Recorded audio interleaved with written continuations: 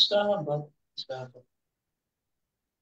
Ayan, magandang gabi po sa ating lahat, mga kahindi. Ayan, ang pagbabalik muli ng ating sagupaan.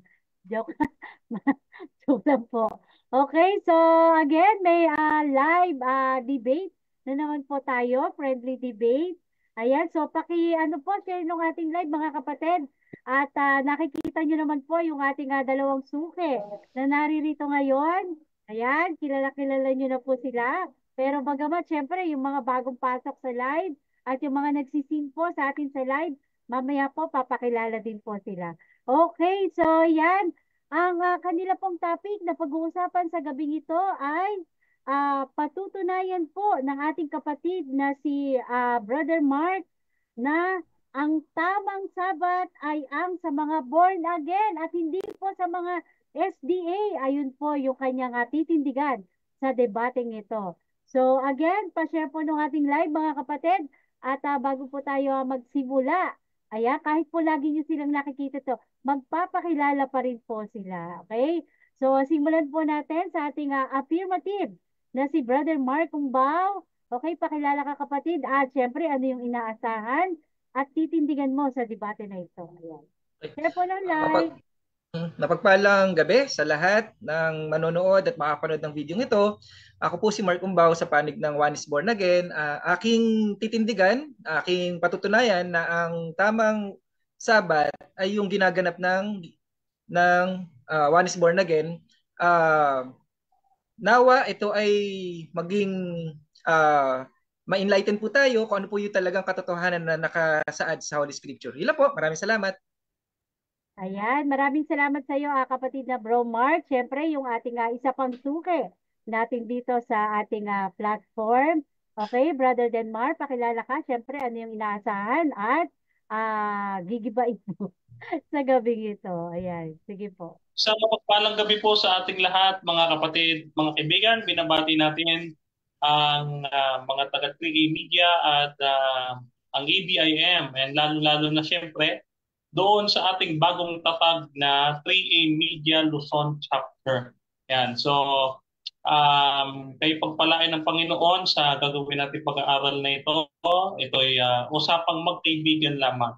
At ito ay gagawin natin sa ikaluluwalhati at kapurihan ng ating Panginoon. No? Sabi nga, whatever you eat and you drink, do it for the glory of God. No? So gagawin natin, pipilitin natin sa tulong ng Panginoon na maging maayos at mapayapa, no, yung ating pakikipag-usap sa ating kaibigan. No? Tulungan nawa tayo ng ating Panginoon.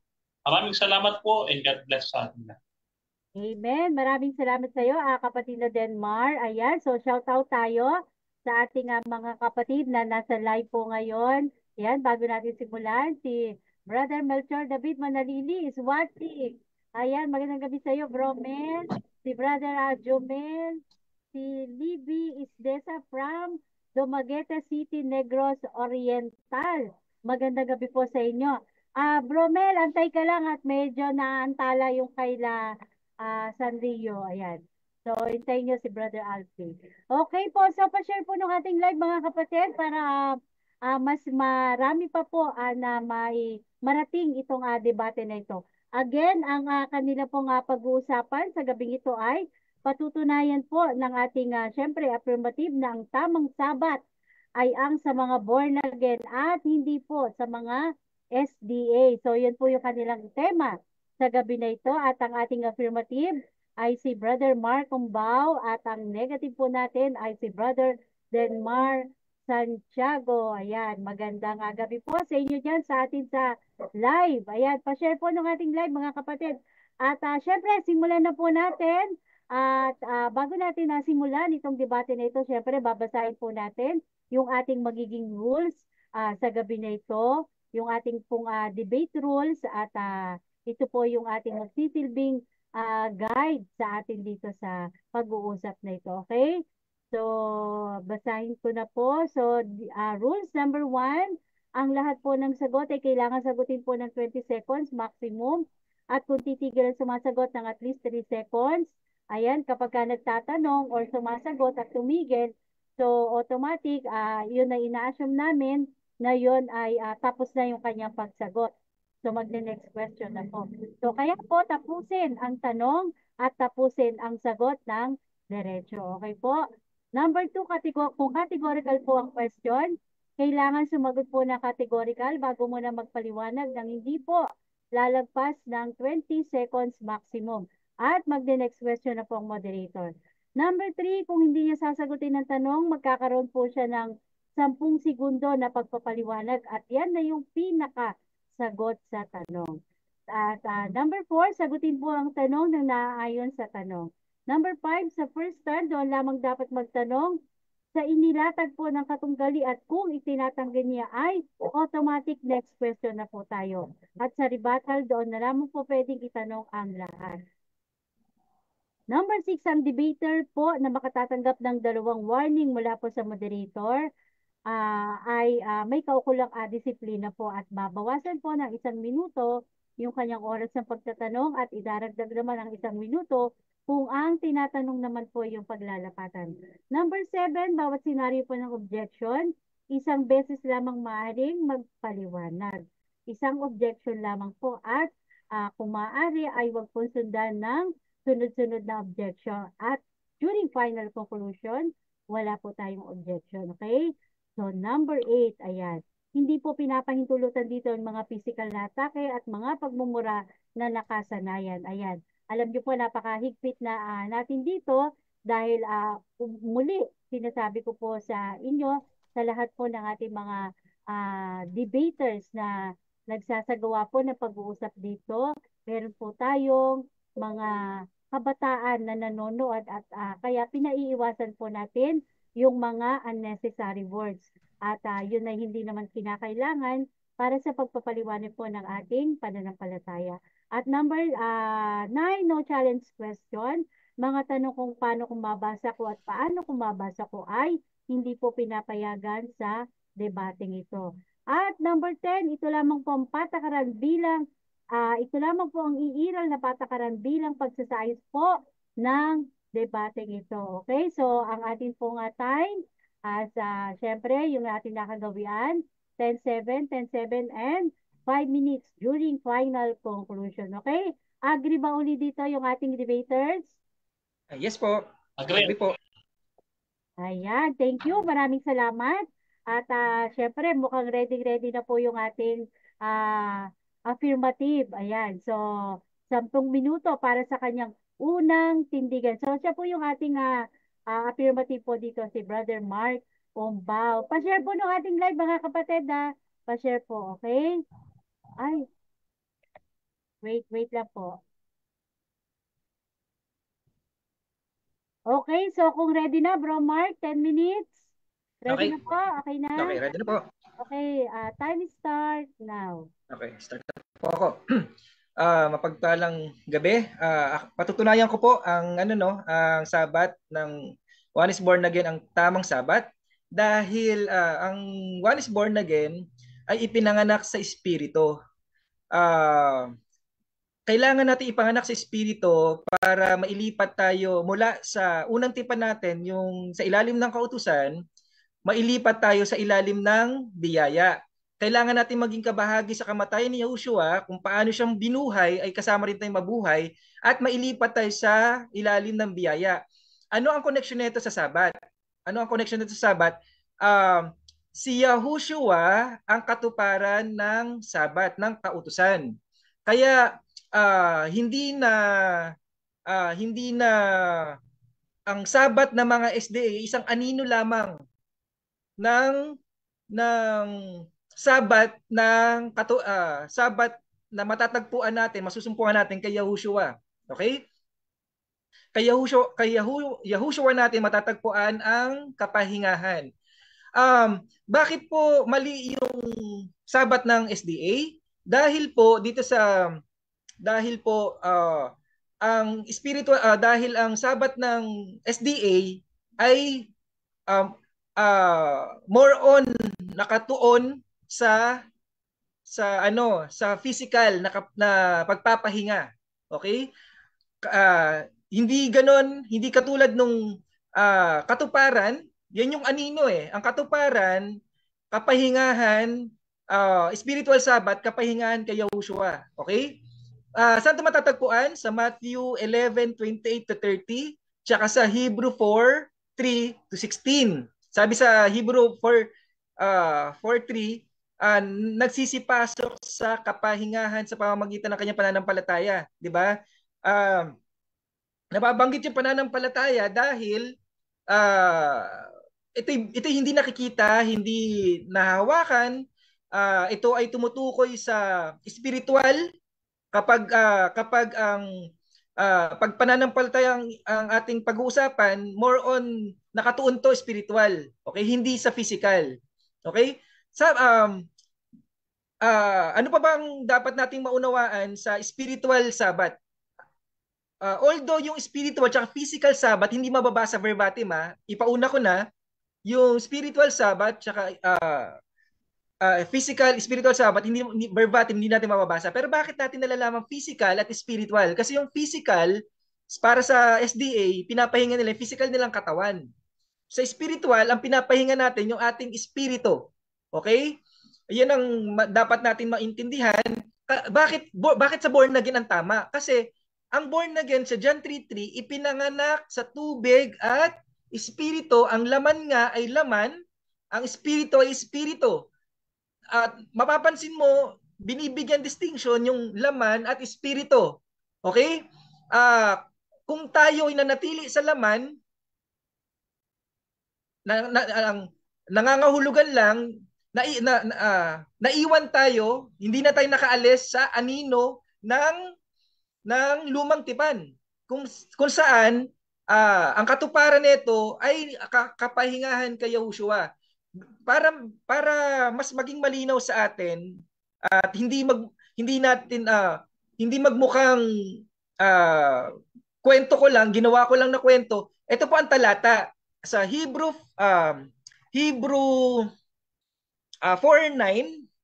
Ito sabi sa Hebrew 4:9 na ang translation nito, ang Biblia Tagalog 1978. Ang sabi, may natitira pang isang pamamahingang Sabat ukol sa bayan ng Diyos. May isang natitira pangang isang pamamahingang Sabat ukol sa bayan ng Diyos. Hebrews 4:9. Itaas natin tong Hebrew 4:3. Ano tong kapahingahan na to?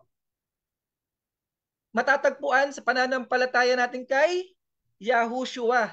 Linawin ko baka gamitin ito ng ating mga kapatid sa SDA, yung Hebrew 4:9 na ang tinutukoy nito, pagpapahinga physical, okay, maling-mali iyon dahil itaas mo yan sa 4:3, pamamahinga yan kay Yahushua, pananampalataya kay Yahushua, hindi pamamahinga ng physical na katawan natin.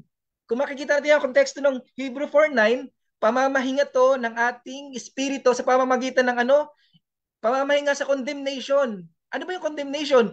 Inuusig, sinasabihan tayong makasalanan ka, nagkasala ka uli, nagkasala ka uli, nagkasala ka uli. Na kung saan sa Romans 8:33, ang Diyos ang umaring banal sa atin, kaya malaya na tayo, pinagpahinga na tayo sa condemnation, wala na tayo sa condemnation. Okay, nilinaw pa ito ng Hebrew 10:9.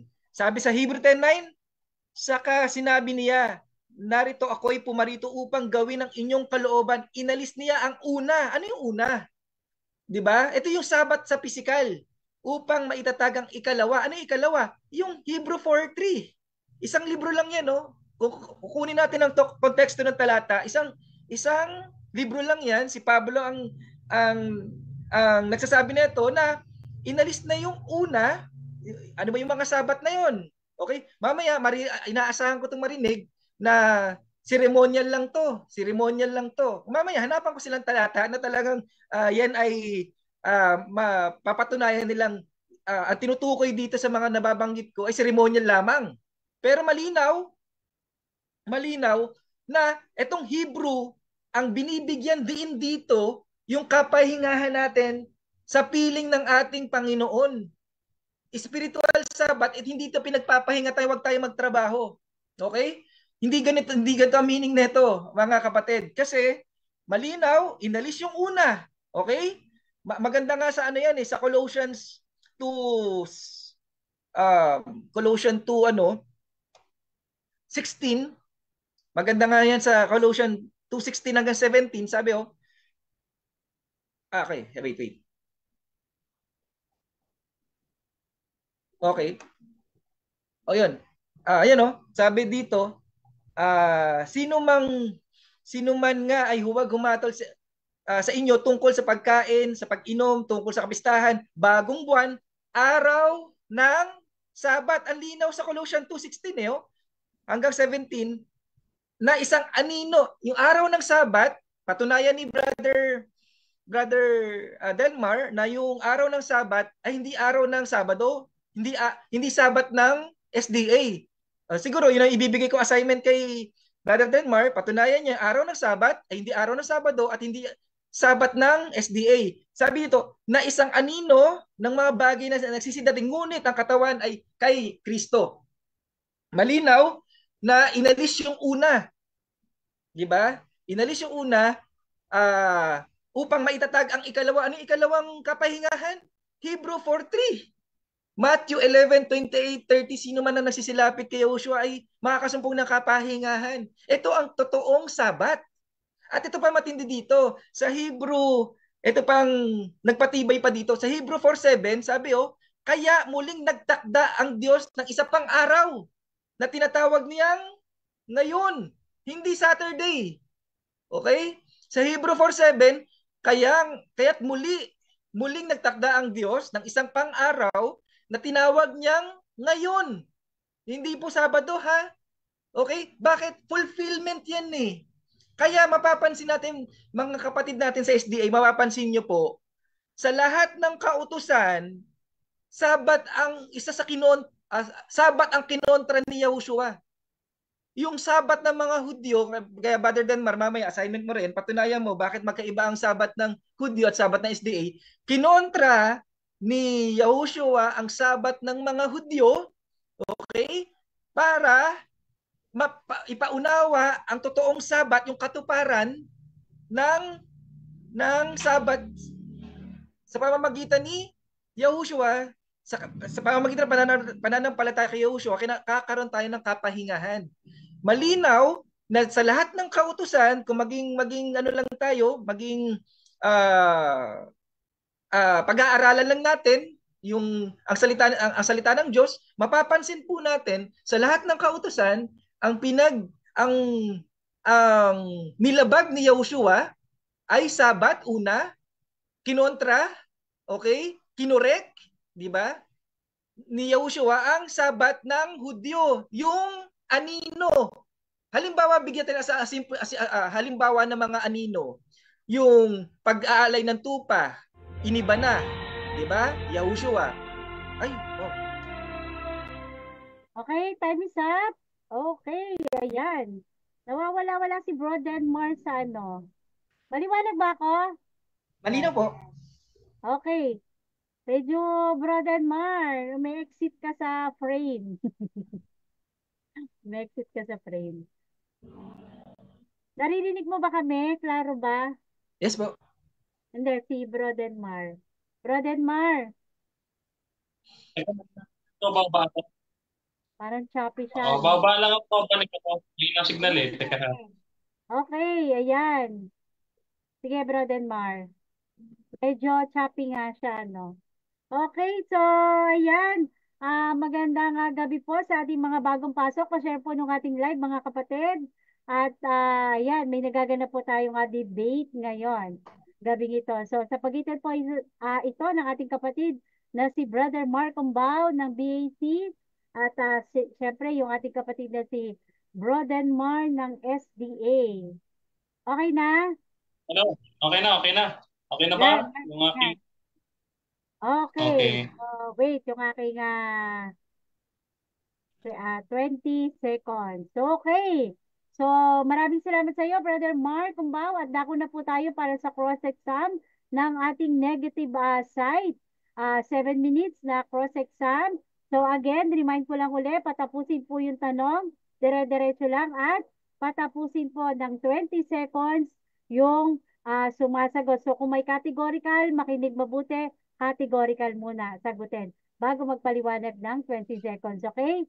So 7 minutes, Brother Mar. Time start now. Tanong. Okay, question. Ginamit mo yung Colossus 2:17, sabi mo, ang Sabat ay anino lamang. Kapag ba ikaw tumapat ka sa liwanag at may nakita mo yung anino mo, sa madaling salita ba, nawala ka ba nung nakita mo yung anino mo? Yes or no? Hindi po nawawala ang anino. Kaya nga, tagapagturo natin yan eh. Oo. Hindi nawawala, pero hindi pwede tayo manatili sa anino. Kundi, dapat tayong mag-move on dun sa katuparan. Okay? Kaya importante na lahat nung after mamatay si Yahushua, tinapos lahat yung anino. Okay? Ay, next question. Ganapin natin yung katuparan. Next question. Kapag ka inaaninuhan, kung may anino, mayroon ba o umiiral pa rin yung inaaninuhan ng anino? Yes or no? Hindi na po. Tinapos na yan sa Cross of Calvary. Tinapos na sa Cross of Calvary. Nananatili ang anino para maging tagapagturo. Okay? Para maunawaan natin na hindi tayo makakaganap ng anino na yan, walang masasakdal diyan, walang aariing banal diyan. Kaya doon tayo sa katuparan. Inahatid tayo sa katuparan. Okay. Okay. Halimbawa ikaw, nandiyan ka sa kinaupuan mo at nakita mo yung anino mo. Okay. Nung nakita mo yung anino mo, ibig bang sabihin na wala ka na or nandiyan ka pa rin sa kinaupuan mo? Hindi pa, nandiyan pa rin yung anino, okay? Andiyan pa rin yung anino. Linawin ko, ang anino tagapagturo para ipaunawa sa mga SDA na hindi nyo matutupad yung anino na yan, kaya hahanap tayo ng tagapagligtas. Tagapagturo natin yan eh. Maunawaan nyo na hindi kayo makakaabot sa magiging banal dyan, aaring banal dyan, may kailangan nyo ng tagapagligtas, kaya doon na tayo sa tagapagligtas o sa kaganapan. Sa madaling salita, hindi nawala yung anino, yes or no? Yes na yes. Kasi nga po, pinaparealize palagi sa mga SDA na hindi nyo kayang matupad yan. Hindi mawawala ang kautusan. Kasi yan ang magpapaalala sa atin na kailangan natin ng tagapagligtas. Ulitin ko ihahatid tayo kay Kristo ng tagapagturo na yan. Next question. Next question. Ginamit mo yung Colossus 2:14. Tama ba? 2:14. Okay. Ang sabi mo, nung mamatay si Kristo at ipinako sa krus, inalis na ang Sabat. Tama ba? Yes, yung physical na Sabat. Okay, tama. Okay. Yes. Kapag ba ipinako, ibig sabihin inalis na at hindi na dapat sundin? Yes. Yes. Okay. Si Kristo ba napako? Yes or no? Yes, pinako. Okay. Sabi mo, kapag kayo pinako na, inalis na at hindi na dapat sundin. At sabi mo din, si Kristo ay ipinako rin sa krus. Sa madaling salita, dapat pa bang sundin si Kristo kasi ipinako na sa krus? Yes or no? No, hindi nagkaintindihan. Ang sinasang-ayunan ko sa iyo, Brother Denmar, yung kanyang testament, yung Old Testament na sinasabi, yung mga testament niya nung tungkol sa paghahandog, okay, tinapos yan sa Cross of Calvary. Tinapos. Ano yun? Nabanggit yan eh. Araw ng Sabat, pagkain, piyesta, etc., etc. Kaya patunayan mo yung Sabat doon, hindi Sabat na SDA. Okay. Sa madaling salita, okay, ang sabi mo, ulitin ko kapag ka ipinako sa cross, inalis na at hindi na dapat sundin. Tinanong kita, si Jesus ay ipinako sa cross, dapat bang sundin? Yun ang tanong ko. Nung ipinako si Kristo sa cross, dapat pa bang sundin o hindi na? Kasi sabi mo, lahat ng nakapako ay hindi na dapat sundin. So, dapat bang sundin o hindi na? Dapat sundin, Brother Denmar. Sabi ko, nilinaw ko nga kasi hindi tayo nagkaintindihan. Yung pinako dapat sundin. Yung testament, yung lahat ng tungkol sa paghahandog, okay? Nabanggit nga sa Colossians yan eh. Yun yung tinapos, okay? Tinapos yan pagkapako ni Yahushua sa cross of Calvary. Oh, next question. Next question. Okay. Okay, next question. Next question. Si Kristo ba ang kapahingahan o si Kristo ang nagbibigay ng kapahingahan? Alin po dalawa? Parehas? Oo, kasi kapag ikaw ay kay Yahushua, may kapahingahan. O, kaya siya ang kapahingahan. Parehas lang naman ang kahulugan. Okay. Si Kristo ang nagbibigay ng kapahingahan. Okay. Ngayon, yung sinasabi dun sa Mateo 11:28 na pasalin mo ang krus at yung pamatok, yun ba ay pahinga o nagbubuhat ka? Nagbubuhat ka, in the same time kapahingahan dahil hindi ka na i-condemn. Saan? Sa kasalanang nagagawa mo, gagawin pa lang at nagawa na. Bakit? Charged to the cross, binaya ni Yahushua.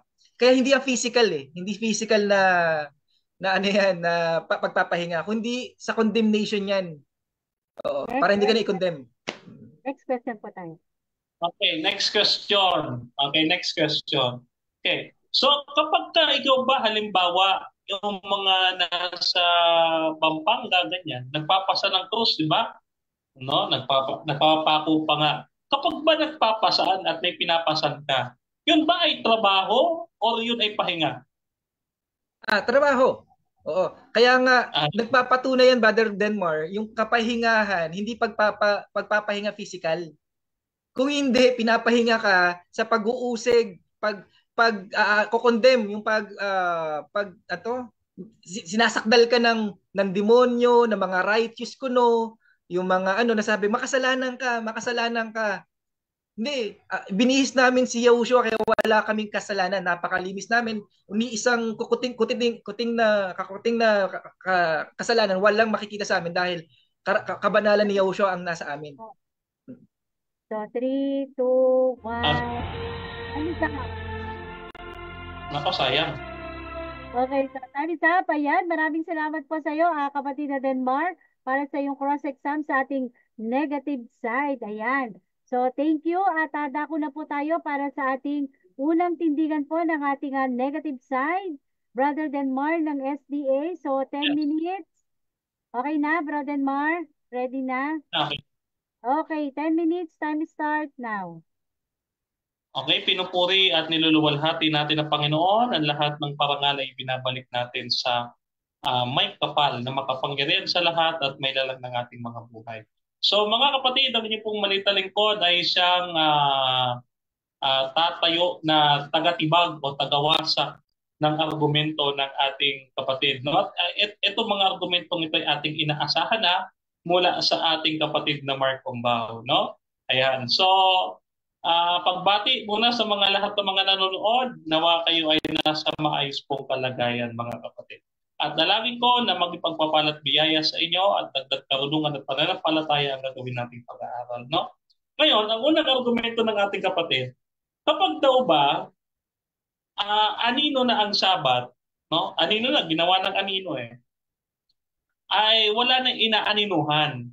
Hindi pwede. Sabi niya nga, hindi na alis yung anino at si Kristo na inaanino nandoon pareho nandoon. Sa madaling salita, nagkokontrahan na agad. Ginamit niya yung Colossus 2:14, sabi niya wala na. Inalis na, hindi na dapat sundin. Samantalang nandoon pa. Ang sinasabi niya lang, no, hindi natin kayang tuparin ang kautusan, no, kung walang Kristo. Tama naman, which is tama naman. No, wala po kaming pagtutol. Kaya ang aming tindigan sa kaligtasan ay we are saved, no, by grace through faith in Jesus Christ, no, sa pamamagitan at tulong ni Kristo. No, kaya kung mabasahin ninyo yung Philippians chapter 2 verse 12, work out your own salvation. May gagawin ng tao. And somehow, sa verse 13, ang Diyos ang gumagawa sa iyo. So sa madaling salita, mayroong cooperation ng tao. No? May cooperation ng tao at ang Diyos. No? Sa aming 28 fundamental beliefs, ang salvation, justification, sanctification, grace, faith, yung repentance, lahat po yan sa Diyos. No, wala pong part ang tao diyan. Ang part lamang ng tao is yung kanyang free will, kung papayag siya na maligtas ng ating Panginoon. No? So yan po ang nasa fundamental beliefs namin, no? Yung libro naming Seventh-day Adventist Belief, no? Ayan. So mamaya kung may panahon, kakalkalin natin yung ating documents diyan sa cellphone at ipopost natin dito, no? So, ngayon, kung hanapin lang naman yan eh. Okay. So, nandiyan yung inaninuhan at saka yung anino. Pareho eh. Okay? Pareho. So, ang problema niya lang, hindi daw magagawa, no? Yung pangingili ng Sabat dahil kailangan magbubuo na daw tayo sa inaaninuhan. Mali eh. Bakit? Samantalang mayroon ng inaaninuhan, nandun pa rin yung anino. Sabi niya, no, hindi naman daw nawala yung anino. Kaya anong nangyari? Ang ginawa ng mga tunay na Kristiyano, ganito po ang ginawa ng tunay na Kristiyano, no? Kaya nga po sila, hindi sila tunay na born again eh. Kasi ito ang ginawa ng tunay na born again, mga kapatid. No? Ito, basahin natin. Ito po sa Lucas. Lucas 23, no? Talatay 56. Ganito ang sabi mga kapatid. Lucas 23, 54 hanggang 56, no? At noong araw ng paghahanda at nalalapit na ang Sabado, at ang mga babae ay nagsisama sa kanya mula sa Galilea at nangasunod. At tinignan ang libingan at kung iyon ang pagkakalagay ng kanyang bangkay. At sila'y nagsiuwi at naghanda ng mga pabango at mga ungkwento. At sa araw ng Sabat, sila'y nagpahinga ayon sa utos. Bagaman yung ating Panginoong Kristo na inaaninuhan ay naroon sa libingan, samantalang yung physical rest o yung physical Sabat nananatili pa rin. So kailangan i-reconcile ito ng ating kaibigan, no? Na mayroon pa rin pangingilin sa araw ng Panginoong Kristo. Ito mga Kristiyano nangasunod sa Kanya. Mga Kristiyano ito Kristiyano. Nangasunod sa Kanya. Okay? Na nagpahinga ayon sa utos. So parehong nag-i-exist. No? So doon pa lamang ay makikita natin yung mababaw na pagkakaunawa ng ating kapatid at kinakailangan niya pa ng karagdagang pag-aaral patungkol sa Sabat. No? Ikalawa, binanggit niya mga kapatid yung Colossus 2:14. Ano ba naman ito kapatid? No? Magbabasa ka na lang, no? Magbabasa ka na lang ay hindi mo pa nilubos-lubos. Ano ang sabi dito kapatid na Mark of Bao sa Colossus 2:14, no? Basahin natin. Okay? Gusto ko po mga kapatid maging malinaw sa atin ito. Yang 2:14 na yan, okay, basahin natin Dito ang sabi, ang ipinako, ayan okay, na pinawi ang usaping nasusulat sa mga palatuntunang laban sa atin. Ano ulit? Yung palatuntunang laban sa atin. May nabasa ba kayong Sabat? Wala. O babasahin ulit natin. Na pinawi ang usaping nasusulat sa mga palatuntunan. Hindi naman sinabi na pinawi ang Sabat na laban sa atin. Hindi naman sinabi ganon. Na inalis at ipinako sa krus. Dito nga po mga kaibigan ay nakikita natin yung inconsistency ng ating kapatid. Lahat daw na anya na ipinako sa krus, huwag na natin sundin. Ang ating Panginoong Kristo ay pinako na sa krus. So huwag na rin sundin.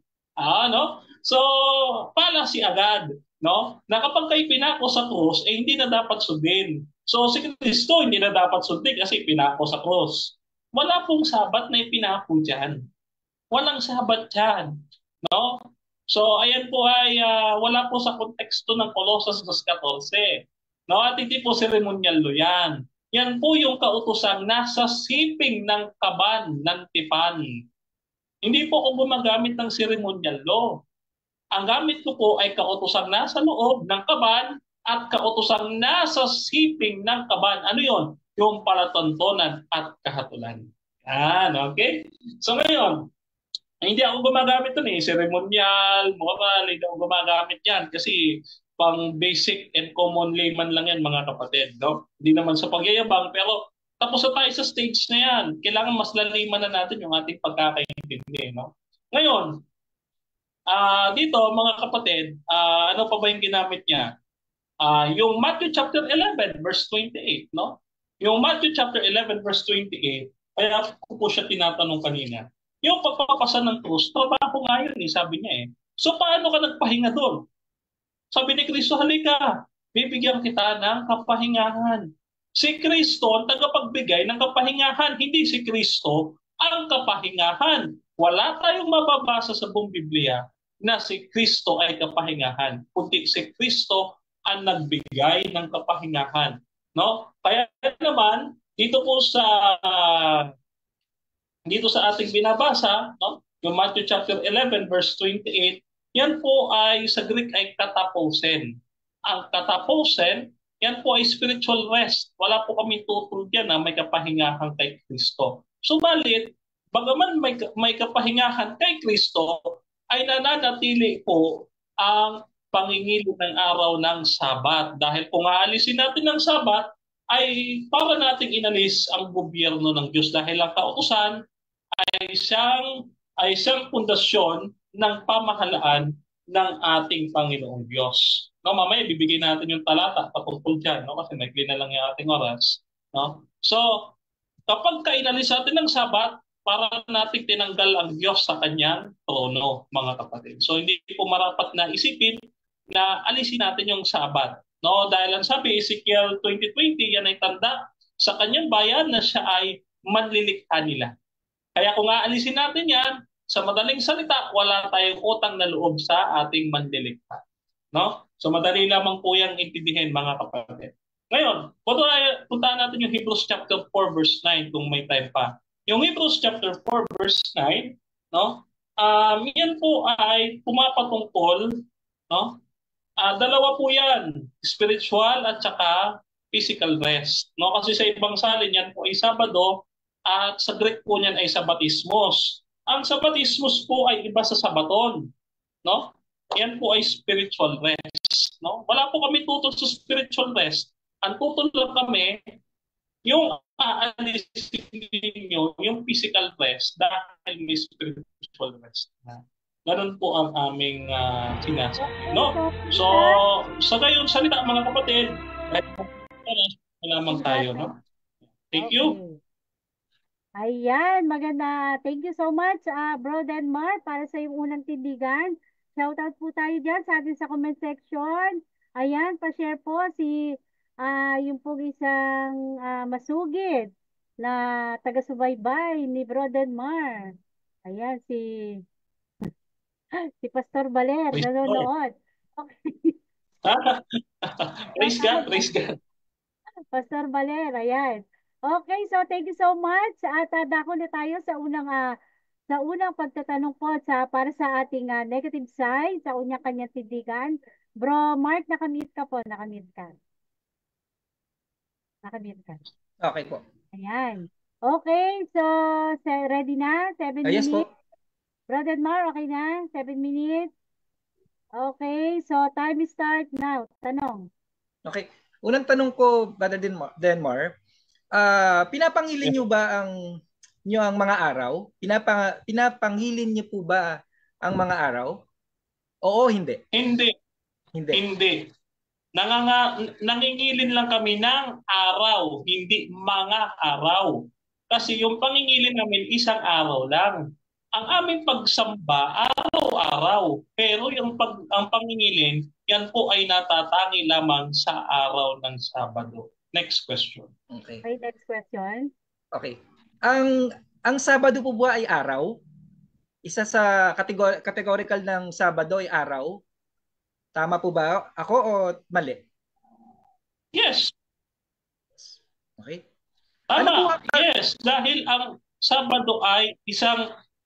Sabado ay ikapitong araw ng sanglinggo. no, ayon sa Biblia, Genesis 2:2 hanggang 3. Okay, next question.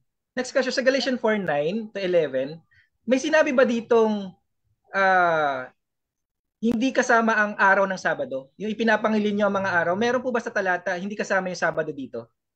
Meron po bang mababasang hindi kasama yung Sabado o walang mababasang hindi kasama yung Sabado?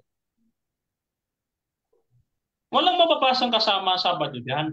O ikaw na nga nagbasa Sabi mo, pinangingilin ang mga araw. Hindi kami nangingilin ng mga araw, kundi nangingilin ng araw. Iba po yung mga at yung isang araw lang. No? Okay. Magkaiba po yun. Yes po, naniniwala po ako doon. Sundan ko yung katwiran mo. Dahil mga araw, hindi nangangahulugan hindi kasama ang Saturday dito. Tama po ba ako o mali? Yes, ikabilang ang Saturday diyan. Walang konteksto diyan na yan ay Sabaton. Okay, next question. Next question. Ano pong talata na may bibigay niyo sa akin na nagsasabi yung pinapangili ng mga araw at araw ng Sabat sa Sabat ng SDA yung iba yung pangingilin sa mga araw at araw ng Sabat sa Sabat ng mga SDA. Isang talata mo yan mapapatunayan na iba yan dun sa Sabat ng mga SDA. Anong talata may bibigay mo sa akin? Okay, ang Sabat ng SDA ay Lucas 4:16. Ang halimbawang ginawa ng ating Panginoon. Isang araw lang nangili ng Panginoon, hindi mga araw, kundi isang araw at hindi linggo, kundi Sabado. Next question. Sundan ko yung Luke 4:16. Sabi mo, Sabado, ikapitong araw. Itong araw ng Sabat, anong araw kaya ito, Brother Denmar? Yung araw ng Sabat, ano kayang araw ito? Sabado. Next question. Kung Sabado, maganda yung sagot mo, brother Kung Sabado, ano na pinagkaiba ng araw ng Sabat na binabanggit sa Colossians chapter 2 verse 16 to 17 dun sa sinasabi mong Sabat na mga SD? Anong pinagkaiba ng dalawa na ngayon? Meron tayong tinatawag na lunar Sabbath at meron tayong tinatawag na seventh-day Sabbath.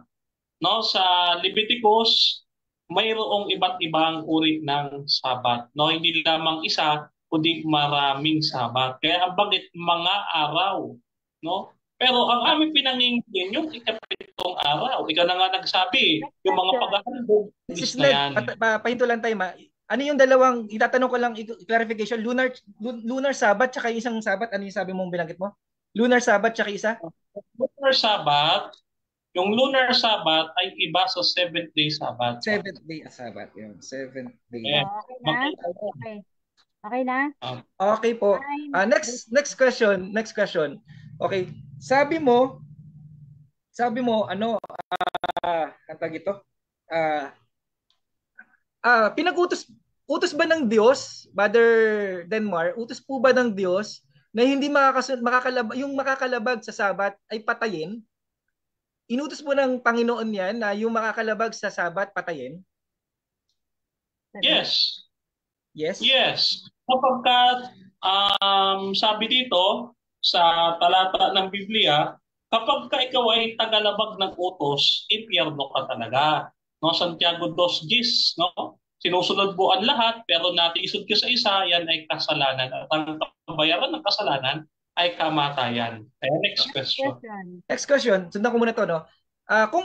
Dahil oo ang sagot mo, mayroon bang pinatay ang SDA na nakalabag sa Sabat ng membro nila? May pinatay po ba sila na membro nila nung nakalabag sa Sabat? Meron o wala? Wala. Dahil kami ay mga sumusunod sa utos ng Diyos. Revelation 12:17. Mga banal kami na sumusunod ng utos ng Diyos. Ang pumapatay lang Katoliko. Next question. Ibig mo sabihin, Brother Nelmar, kung may mahuli kayong SDA na nakalabag sa Sabat, dapat bang patayin? Oo o hindi? Oo o hindi? Hindi. Dahil walang lumalabag na SDA. Kung mayroong lumalabag na SDA, magbigay ka ng pangalan. Kasi yan ay ako sa... Objection, Miss Moderator. Okay, yes, ano objection? Malinaw yung tanong ko, kung makalabag sa Sabat, papatayin ba to? Hindi papatayin. Hindi ko sabing lahat sila masunurin. Hindi ano 'yun, hindi na 'yun sinagot yung tanong ko eh. Kung makalabag, ipagpalagay natin nakalabag. Sister, nililinaw ko lang. Ipagpalagay natin nakalabag sa Sabat, yung isa sa membro nila. Papatayin ba ng mga SDA yan o hindi yan papatayin dahil utos yan ng Diyos eh. Gusto ko ng malinaw na sagot doon. Okay, so may counter objection? May counter, bro? Counter objection. Sumagot ako categorical. Ang sabi ko, hindi. Kaya pakinggan niyo yung paliwanag ko. Sige. Okay, sige. Okay, so i-rephrase ba or itatanong mo ba uli, bro Mark? Sige, next question na lang. Hindi. Next question. Okay, sige. Okay. Time. Meron ka bang 1 minute and 27 seconds? Okay. So, time resume. Tanong. Kung hindi, Brother Denmark, kung hindi papatayin, hindi niyo sinunod ang utos ng Diyos na pag nakalabag, pinagpapalagay na nakalabag na, hindi niyo papatayin pa rin dahil hindi niyo susundin yung utos ng Diyos na patayin ang sino mang lumalabag sa Sabat. Ganun po ba o hindi ganun? Ay, hindi ganun. Sinusunod nga namin eh. Kasi nga, ito Bro Marky, yung sinasabi mong nakalabag, what if nakalabag, what if eh? Hindi ka sigurado kung may nakalabag. Kaya nga sabi ko, magbigay ka ng pangalan ng sabadista na lumalabag para papatayin namin. Eh wala pa naman. Magbigay ka ng pangalan na lumalabag sa papatayin namin. Wala pa. Iwan na kita dyan, Bro Denmar. Sa Jeremiah 17:21, matuwid po bang buhati ng higaan? Ayon sa Jeremiah 17:21, doon tayo sa talatang yun marapat po bang buhatin ng higaan sa araw ng Sabat? Marapat? Matuwid po ba o hindi matuwid buhatin ang higaan sa araw ng Sabat? Hindi. Next question. Hindi. Okay. Tapos, okay. Ilang beses po ba malalabag ang Sabat para wala nang kaligtasan ng isang membro ng SDA? Ilang beses po ba? Inabot po sa libro. Mark, siguro sa ribatan na lang mabaya. Medyo nagiging umiinit. Okay, so time is up. Ayan, magandang gabi po sa ating lahat dyan sa comment section. Ayan, talagang nanonood yung followers mo, Bro Denmar, si Pastor Balit. Okay, so thank you so much, Bro Mark, para sa yung cross exam sa ating negative side. At dako na po tayo sa rebuttal round. Ayan, so 10 minutes.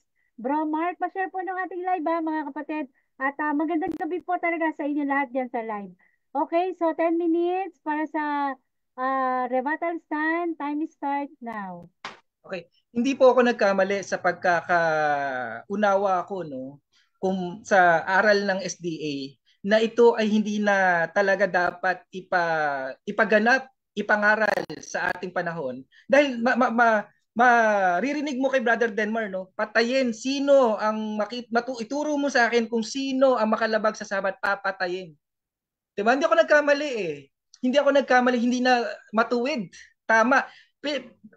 Hindi ko lang maubos na yung oras ko hanapin yung talata. Ano ba ang matuwid? Pumatay o magsagip ng buhay? Kinurek ng Diyos to Kinurek ni Yahushua ito, Brother Denmar. Ano bang matuwid? Ano ba dapat marapat gawin sa araw ng Sabat? Bumuhay? Magligtas ng buhay o pumatay? Sabi ni Brother Denmar, turo mo. Ituro mo kung may lumalabag ng Sabat, papatayin namin. Grabe. Tama talaga na hindi to labag na to sa katuruan ni Yahushua. Labag. Pero ito yung katuruan sa mga Sabat ng Hudyo. Ito talaga ang aral ng mga Hudyo. Tapos may binanggit pa siya. Sabi niya, tanggap naman pala niya, brother, ang maganda sa ating kapatid na to, tanggap niya na may spiritual Sabat. O di wala na tayong pagtatalunan sa spiritual Sabat, di ba? Pinapangaral namin yan at ginaganap ng One is Born Again ang spiritual Sabat na wala na kami sa condemnation. Okay? Salamat sa Diyos. Ang pamamalian ko na lang yung physical na hindi na to, ito yung nasa anino na lang at hindi na to yung hindi na to yung katuparan, kaganapan. Okay? Ano pa yung dapat natin maunawaan sa ating tanungan? Sa Jeremiah 17:21, ano ba sagot niya dito? Nalimutan ko yung sagot niya dito Okay, di bale, sa Jeremiah 17:20, makikita mo na magkaiba talaga ang sabat ni Yahushua sa sabat ng Old Testament sa anino. Okay? Ano sabi ng Panginoon sa Jeremiah 17:21? Huwag kayong magbuhat sa araw ng Sabat, sabi ng Panginoon yan. Pero sabi ni Yahushua, buhatin mo. Ibig sabihin magkaiba. Iba yung physical, iba yung spiritual. Ano bakit maunawaan natin na iba na? Kasi sabi ni Yahushua sa Matthew 12:12, malinaw ang pahayag ni Yahushua dito Ang sabi niya, matuwid, gumawa ng mabuti sa araw ng Sabat. May patunay ba ako ang magtrabaho ay mabuti? Yes. Na makikita natin yan sa Ephesians 4:28. Sa Ephesians 4:20, ang sabi nito, ang magnanakaw, huwag nang magnakaw. Sa halip, magtrabaho, Brother Denmar. Siyang nang marangal para sa sariling ikabubuhay at makatulong sa mga nangangailangan. Matuwid ba? Tama ba? Pinapangaral ba ng Diyos? Kalooban ba ng Diyos magtrabaho? Kalooban. Kung kalooban yan, matuwid yan. Ang sabi ni Yahushua sa Matthew 12:12, matuwid bang gumawa ng mabuti sa araw ng Sabat? Matuwid. Di ba? Matuwid, gumawa ng mabuti. Mabuti ba magtrabaho? Mabuti bang maglinis ng hugasin? Maglugas ng hugasin? Mabuti ba ang maging responsable sa pamilya? Mabuti. Kaya kinokorek Tandaan po natin mga kapatid natin sa SDA, tandaan po natin to, walang mababasa na inusig o papatayin si Yahushua at saka ang mga alagad dahil sa pagsunod. Papatayin sila at inuusig sila dahil sa paglabag. Kasi pinapaunawa na ng Panginoon ng Sabat na matuwid gumawa ng mabuti. Mabuting gumawa, mabuting magtrabaho. Ang hindi magtrabaho, huwag pakainin. Ang konteksto, magtrabaho. Malinaw, mga kapatid natin sa SDA, ang kapahingahan ngayon, hindi na Sabado, hindi na every Saturday. Ngayon, tanggapin mo si Yahushua ngayon, manampalataya ka ngayon, nakatupad ka saan? Sa Sabat, sa kaganapan, hindi doon sa anino. Bakit nasa anino ito? Bakit nasa anino to? Kasi nga linaw tinanong ko nga sa kanya, ano yung talata na nagsasabi yung araw ng Sabat? Tinanong ko pala sa kanya to para maging ano muna ako Ano yung araw ng Sabat? Sabado. O ano nang pinagkaiba nung sa Colossians 2:16-17 na araw ng Sabat sa Sabat ng SDA? Ikapitong araw pala yun. Wala nang pinagkaiba. Ito pa matindi dito. Ang ano doon, yung Sabat ng SDA, sabi, anino na lang 'di ba? Sabi, inalis na yung una, pinalitan ng ikalawa. Tapos okay. Ngayon, sinabi pa niya, okay? Nawala. Okay. Dapat natin maunawaan mga kapatid na ang Sabat ng SDA hindi nila mapapatunayan. Ito yung gusto kong sabihin pala, duktong ko doon sa araw ng Sabat, pinapangili ng mga araw na ito ay anino dahil ang katwiran ni Brother Denmar,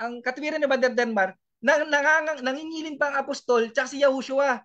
Hindi yata alam ni Brother Denmar, ipinanganak si Yahushua sa ilalim ng kautusan. Nalimutan ko lang itanong at kinulang lang yung oras ko, yung ceremonial law po ba ay hindi ba lahat ba ng ceremonial law ay ginaganap pa sa panahon ni Yahushua? Yes 'di ba? Lahat yung ceremonial, kung yang ang tinutukoy lang ni Brother Denmar yung ang tawag dito, yung ibang ceremonial law hindi kasama ang araw ng Sabat, hindi totoo yun. Dahil, dapat ganapin mo rin pala lahat ng ceremonial law dahil ginanap din ginanap din ng mga apostol yan at ni Yahushua dahil isinasagawa pa ang ceremonial law hanggang sa natigil yan sa kamatayan ni Yahushua.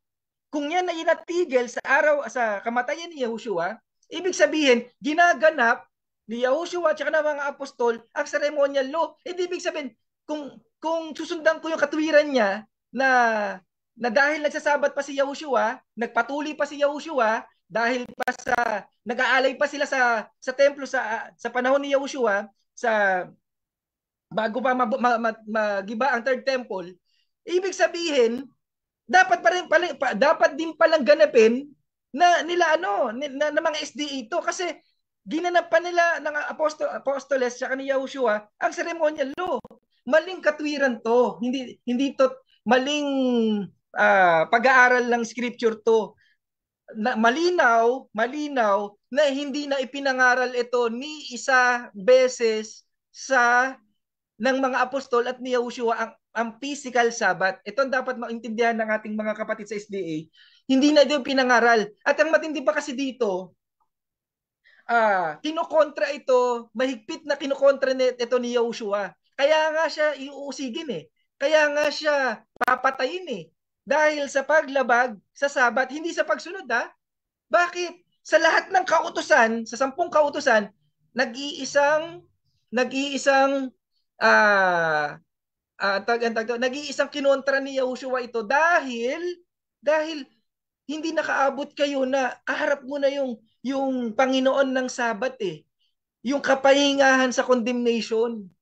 Dahil sabi ko nga, ano ba ang matuwid? Pumatay o magsagip ng buhay? 'Di ba? Ano ba ang purpose ng Sabat? Kapahingahan sa paggawa ng kabutihan, na para bang pag ikaw ay nagkamali, ikokondem ka, isasakdal ka, makasalanan ka na naman. Yun ang hindi naiintindihan nila. Yun ang totoong Sabat, na hindi ka na sino pang magsasabi sa'yo makasalanan ka. Kahit ang demonyo, kahit sino, hindi ka pwedeng sabihin makasalanan ka. Kahit nagkakasala ka pa, bakit? Ang nag-aring banal sa'yo, ang nagsasabing banal sa'yo, ang nagsasabing matuwid sa'yo, ay si Yahushua. Tsaka alam niyo po ba, mga SDA, yung Hebrew 10:29, ang linaw dyan, yung yumurak sa anak ng Diyos, yung hindi niya inaaring matuwid siya, inaaring magbanal sa dugo ng tipan, dugong ng tipan na nagpapabanal sa kanila. Malinaw doon. At yumurak sa Espiritu ng biyaya. Sino to? Yung hindi mo inaaring banal ka sa dugo ni Yahushua. Bakit? Kailangan mo mag-perform. Ito yung malinaw na nasa ilalim sila ng kautusan. Kaya kami born again, Brother Denmore, nailipat na kami sa biyaya. Kayo, nanatili kayo sa kautusan. Bakit? Pamantayan nyo yan para maligtas Pamantayan. Yun lang po. Sana po napakisi ng oras na para pahayag lahat yan, pero sana may napulot kayong aral. Yun lang po. Maraming salamat. Maraming salamat sa iyo, kapatid mga Mark, para sa iyong rebuttal stand. At syempre, dako na po tayo. Ayan. Magandang gabi po sa inyo dyan sa atin sa comment section at sa atin sa live. Thank you so much sa mga nag-share po. Okay, so kung ready na po yung ating sa kanyang pagtatanong ng 7 minuto. Okay na, Brother Mark? Ready na? Ready. Okay, so time start now. Tanong. Okay. Una kong tanong, Brother Mark, no? Saan natin mababasa letra por letra verbatim at nakasulat yung salitang Sabat ng Hudyo? Saang talata yan? Ay, wala po. Wala po akong alam, baka meron, maring wala, hindi ko po sigurado, pero ang ginagarantiya ko, Brother Denmar, Sabat ng Hudyo, dahil para magkaroon ng distinction lang na iba yung Sabat ni Yahushua. Okay? Gusto ko lang magkaroon ng distinction kung yan ay Next question. Okay, next question. Sa madaling salita, dahil wala kang maipakitang talata sa amin sa Biblia na mababasa, ito ay opinion mo lang kasi wala kang mababasa Tama o mali? Mali. Okay. Yung tawag, yung term, walang mababasa. Pero yung aral ng Sabat na ginaganap ng mga Hudyo, okay? Ginawan ko siya ng katawagan, pero yung yung mensahe, yung sustansya ay malinaw sa scripture na kung saan pagka nagkamali sa Sabat, papatayin, bawal magbuhat, bawal mag-prepare ng pagkain. Basta tanong.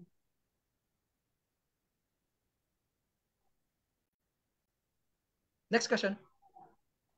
Teka lang. Time post tayo, time post. Okay, next question. Okay, next question. Okay, ito next question. No? Alam mo ba yung tinatawag nating Jewish Melakots or yung Parasaik Melakots, alam mo ba yon? Yes or no? No eh. Next question. Okay, next question. Dahil hindi mo alam yan, okay. So, saan naman mababasa na si Kristo ay nagkasala dahil nagpagaling siya sa araw ng Sabat at pinatayo niya yung at pinagbuhat niya pa ng higaan yung isang tao sa araw ng Sabat. Saan natin mababasa nagkasala siya doon? Okay. Sa Jeremiah 17:21 yung pag inutusan niya magbuhat. Bawal yan sa Jeremiah 17:21. Pinagbabawal ng Panginoon yan ha. Panginoon, hindi si Moises. Panginoon ang nagbabawal magbuhat. Ngayon, yung pagpapagaling, yan ay gawa. Kaya hindi nagkamali yung nagpapatupad ng kautusan na gumawa siya sa araw ng Sabat.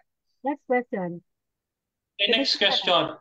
Ang tinatanong ko, saan mo mababasa na nagkasala si Kristo nung inutusan niya nung pagalingin niya isang tao at pinagbuhat niya ng higaan. Hindi lang yung pagbuhat pinagaling niya pa yung taong yon. So saan natin mababasa nagkasala siya sa pagpapagaling? Wala, dahil hindi ako naniniwalang nagkasala si Yahushua. Siya ang Panginoon ng Sabat. Pwede niyang i-abolish, pwede niyang dagdagan, pwede niyang i-revise, i-amend. Siya ang Panginoon, hindi siya magkakamali dahil siya ang Panginoon. Ang sigurado ko diyan, inalis niya yung physical Sabat kasi siya nga ang Panginoon eh.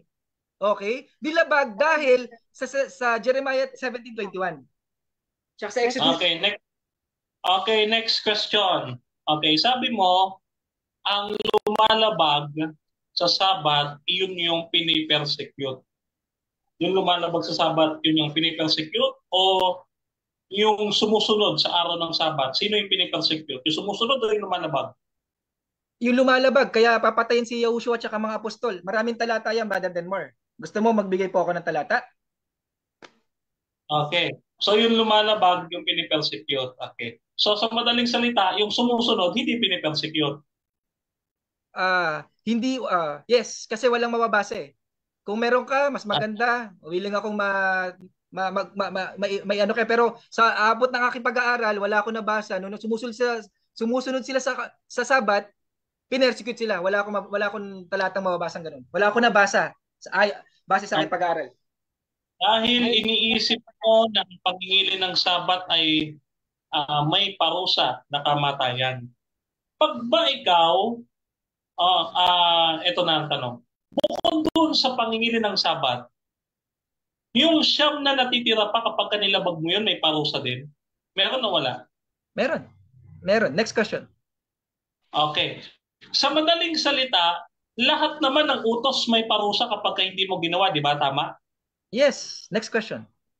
Okay, next question. Iwanan kita dyan. Ngayon, so, saan mo naman nabasa, anong page ng aming 28 fundamental beliefs na kami ay nagtuturo na maliligtas kami sa kautusan? Saang page yan? Wala ako nabasa kasi hindi ako nagbabasa. Uulit-ulitin ko to. Hindi kailanman hindi ako magbabasa ng fundamental belief nyo. Pero malinaw sa inyong mga pahayag ng mga kapwa SDA nyo na kapag inuulit-ulit nyo na nalabagin yung Sabat, nakokompromiso ang kaligtasan, may impyerno ka na, 3 taon mo nga lang ulit-ulitin, wala nang hain eh. Oo. I-correct nyo yung mga kapwa SDA nyo at mamaya pwede kita i-cross exam dyan para malaman ko rin kung ano stand mo. Ayan, next question. Okay, next question. Okay.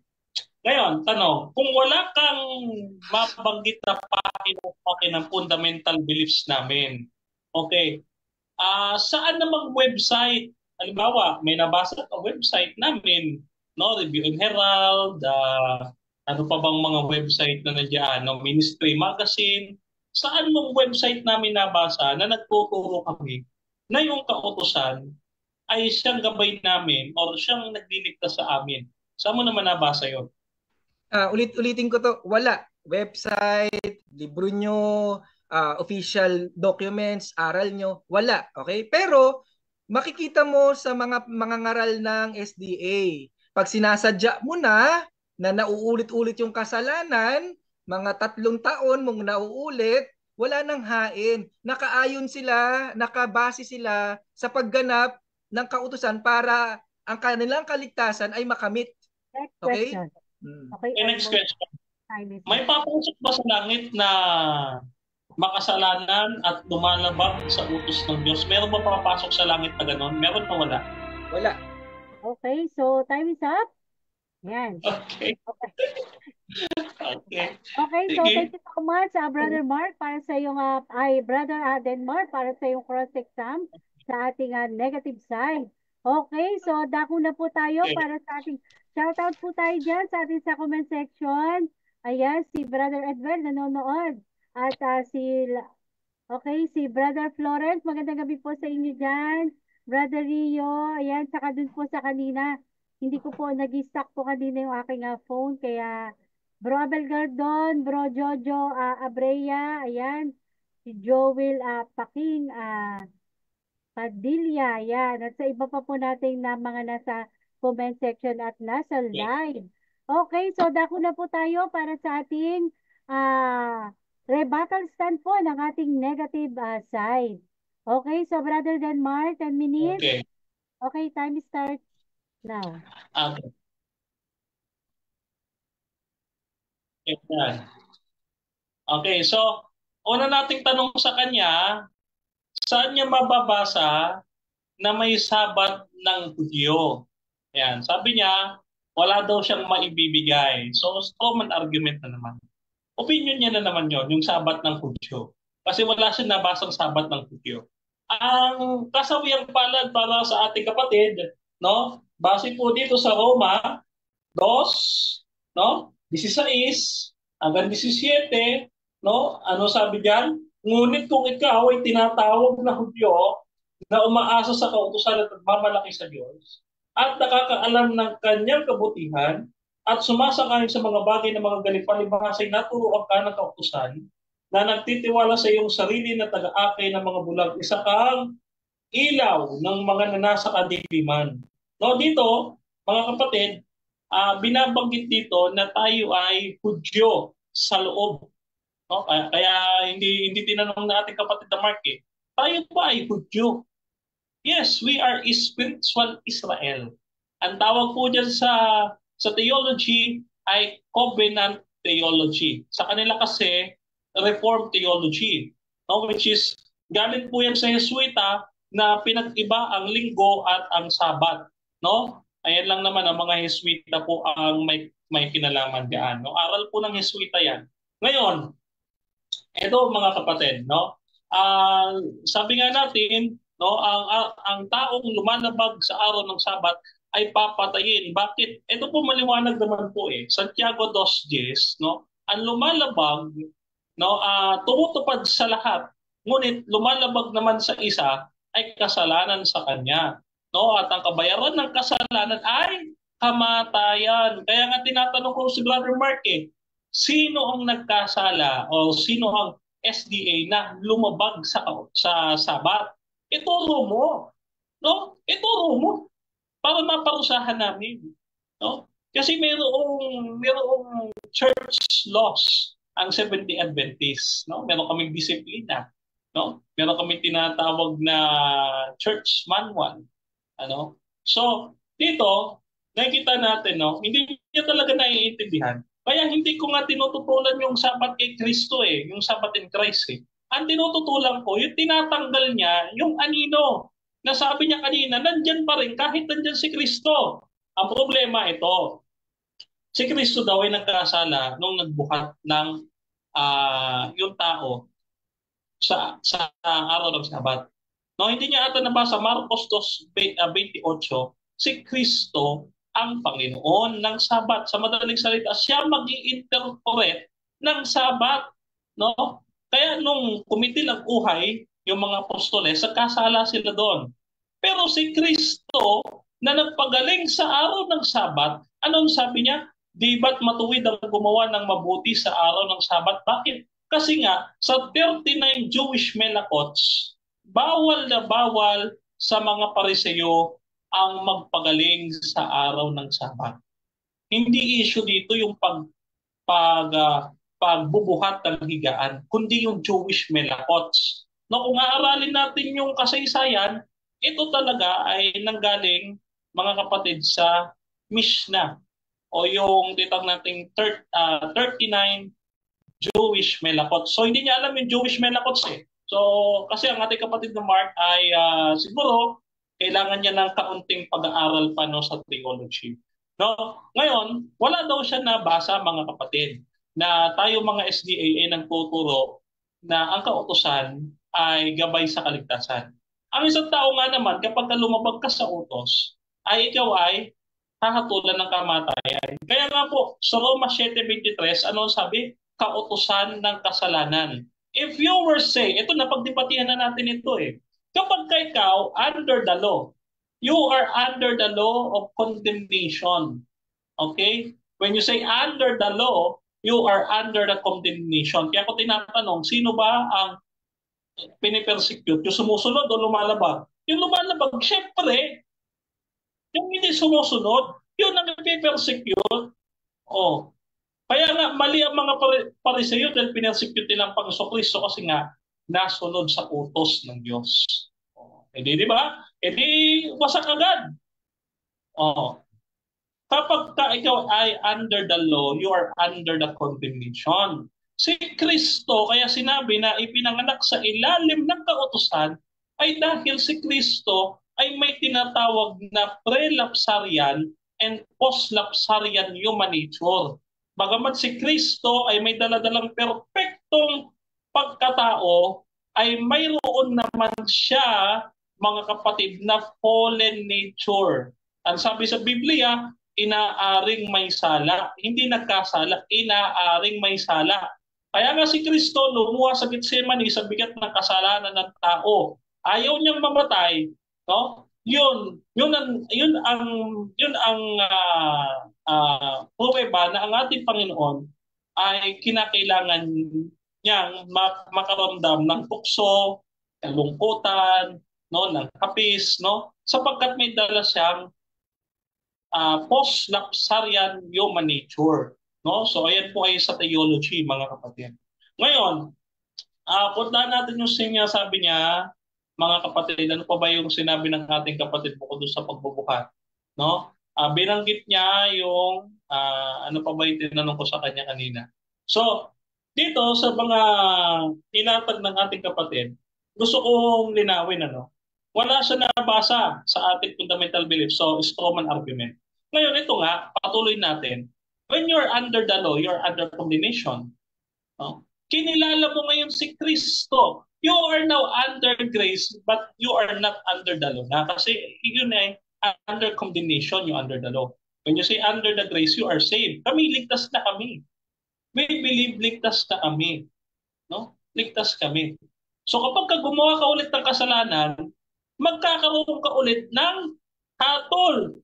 Bakit? Pupunta ka na naman sa hukuman ni Kristo. Kaya that's why there are the heavenly sanctuary and the investigative judgment doctrine. No? So yung sabat na ito, malawak to. No? When you say, halimbawa si Kristo, tinanggap po si Kristo, it doesn't mean hindi ka na magkakasala.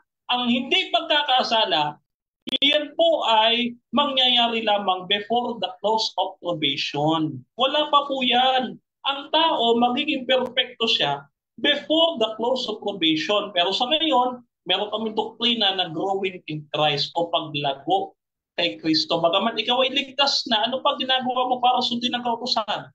Para ikaw ay mag-grow kay Kristo, mag-mature sa pananampalataya mo. We are not saying that maniligtas kami sa paggawa ng utos. Sinasabi namin yon para mag-mature kami kay Kristo.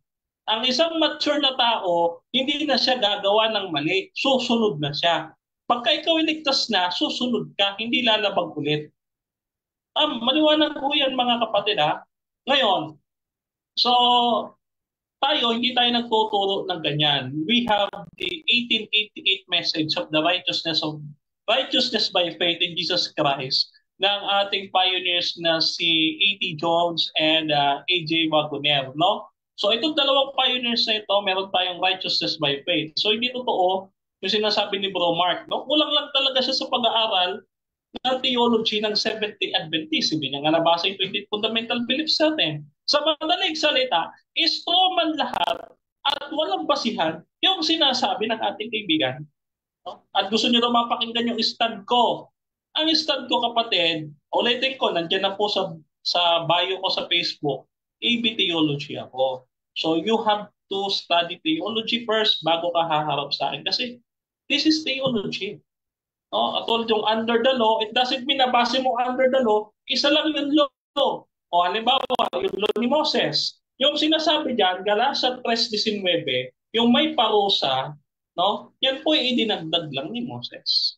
Hindi ang Diyos. Galatia 3:19, idinagdag ni Moses. Yan po yung sinasabi kong nasa siping ng kaban. No? Exodus chapter 31. Yan yung nasa siping ng kaban. Wala po sa loob ng kaban, kundi nasa siping ng kaban. Okay? Wala po yan sa loob. Ang nasa loob, moral law, no? Hindi kasama, ang sabat hindi po ceremonial, kundi moral, no? Meron pong ceremonial sabat, no? At meron ding moral sabat.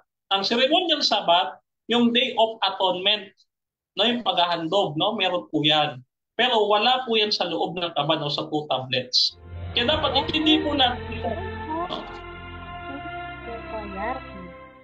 Ay, misap na po. Ayan, maraming salamat sa iyo, kapatid na Denmar. At kung ready na ayan, okay, unmute. Okay, so shoutout po tayo dyan sa atin sa live. Ayan, si Skid, magandang gabi po sa inyo. Ayan, si Brother Joe Paking Padilla. Thank you sa inyong mga comment. At dako na po tayo para sa 7 minuto na pagtatanong ng ating affirmative sa rebuttal stand ng ating negative. Ayan, magandang gabi po, Brother Sir Romeo. Ayan, so thank you so much po sa inyong panonood. At dako na po tayo, Bro Mark. Okay, 7 minutes. Time start now. Tanong. Okay. Unang tanong ko, Brother Denmore, meron po ba akong sinabi na yung Sabat ay nilipat sa Sunday? Meron po ba akong sinabing ganun? Meron o wala? Wala. At wala rin ako sinabi na inilipat mo yung Sabat sa Sunday. Ang usapan natin, Sabat in Christ, which is hindi naman namin tinututunan. Dahil meron naman talagang katapusin o rest na kapahingahan kay Kristo na nasa langit pa. Nasa langit pa yung kapatid. Next question. Next question Okay. po. Halimbawa, ipagpalagay lang natin, Brother Denmar, kasi nabalik mo ulit ito, kaya tatanong ko ulit.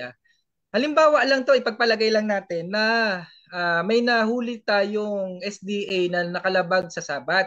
Ang utos ng Diyos, patayin. Papatayin nyo ba yon o hindi nyo papatayin? Hindi nga. Hindi. Wala nga nahuli eh. Pangalanan mo kung sino yung nahuli na yan. At papatayin natin. Okay. Next question. Okay. Iwanan na kita dyan, Brother Denmar. Okay, pangatlo. Okay. Yung ceremonial law, anino po yan? Tama po ba ako? Anino na ng darating? Tama po ba ako? Ceremonial law ay shadow ng darating? Tama po ba? O mali? Yes. Yes. Partially yes. Yes. Okay. Okay. Next question. Ang tawag ito? Ginanap pa po ba ng ano? Ang sabi, napag-usapan natin kanina, premise to sabi mo yung anino, andyan pa. Andyan pa. Yung anino, andyan pa. Ibig nyo sabihin yung ceremonial law, ay dahil nandyan pa, kailangan pang ganapin? Hindi na dapat ganapin o dapat pang ganapin? Yes. Actually, yes. Kaya nga kanina nag-yes ako partially. Bakit?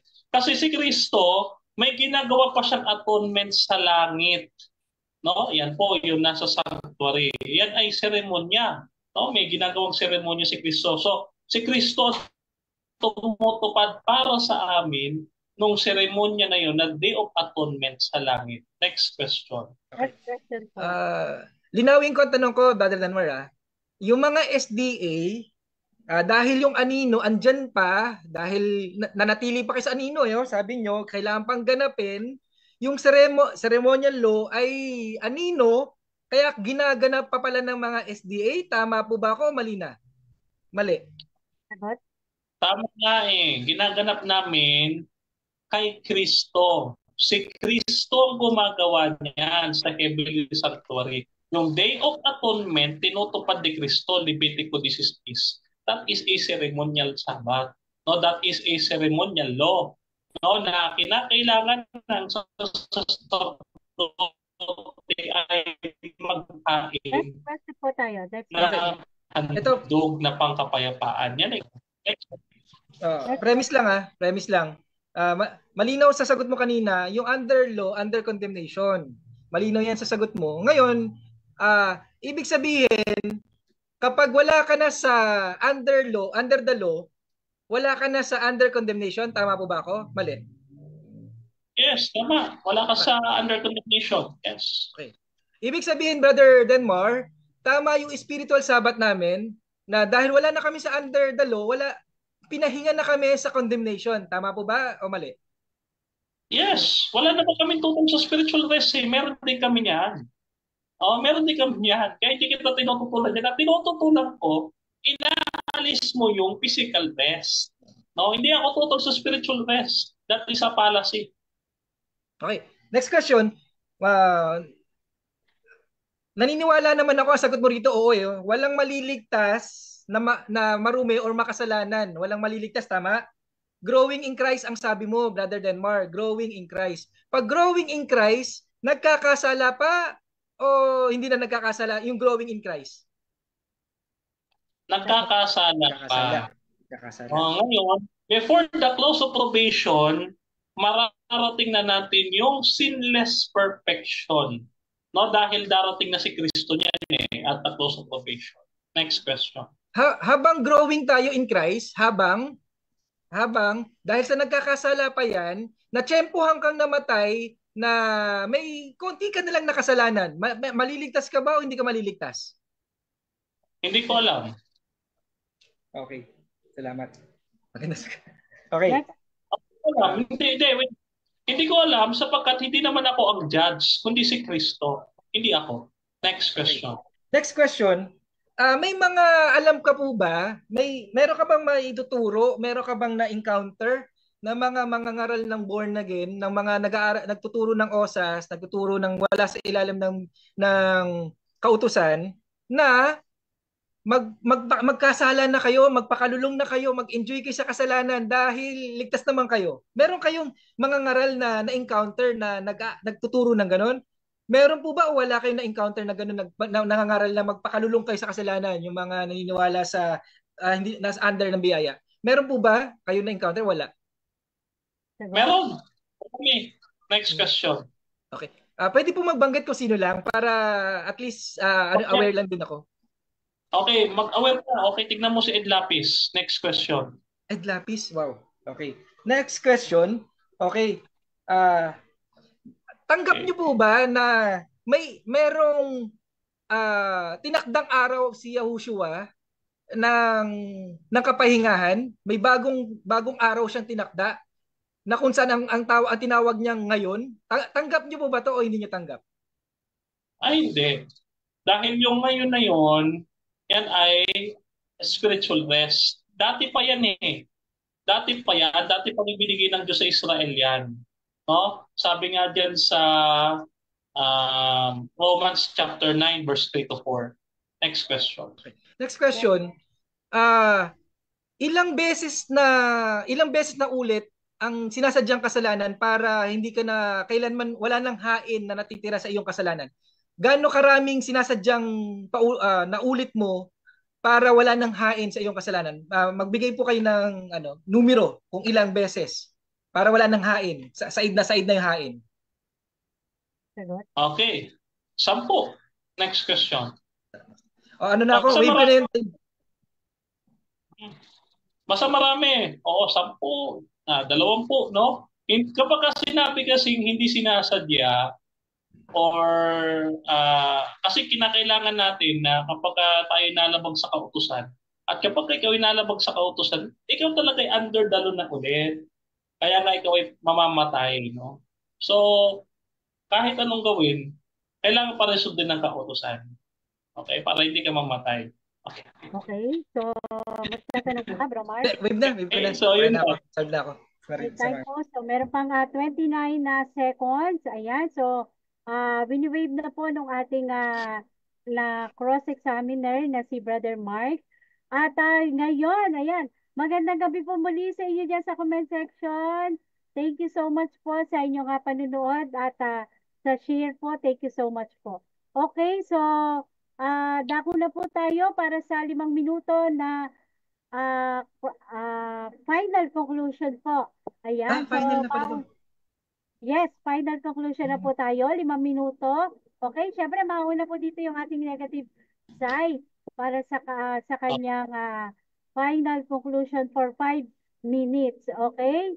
So, Brother Denmar, so ready na po? Okay, 5 minuto. Okay, so time is now. Okay. So mga kapatid, no, ang Sabat, no, nakasali sa kautusan ay hindi dapat alisin ng sino man, no? Bakit mo aalisin? Eh di alisin mo na rin yung 10, no? Huwag mo alisin yung isa lang. So, kinatutuparan si Brother Mark dito, yung Santiago 2:10, na titisod sa isa. Sabi niya, ang pinaka tinututulan lang ni Kristo yung Sabat. Bakit yung Sabat lang ang tututulan niya?